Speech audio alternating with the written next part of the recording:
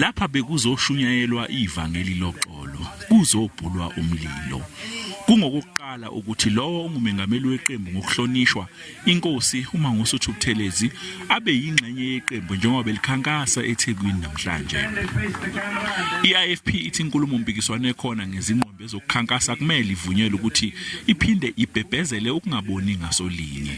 Lokhu kuza ngemuva kokuthi DA ike yagxekwa kakhulu ngokucwasa ngokubuhlanga ngomlayezo owubhalwe ezingqombeni zayo zokukhankasela ukhetho.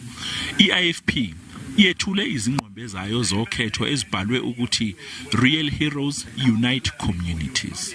Iqembu lethi isibhelu kanye nezigameko zokubulala ezenzeka ePhoenix akumele isetshenziselwe ukuqomisa amavoti. Because we believe in servant leadership. We only allow people to lead when they've proven their capacity to put the people first. Kuzokuba ngokuqala nqa ukuthi IFP ingenele ukhetho kuona umahlana amawadi ePhoenix.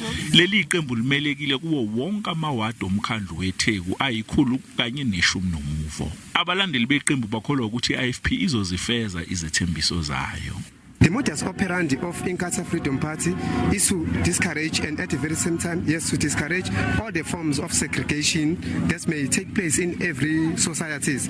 Be it the segregation that is against the racials, IFP is going against all that.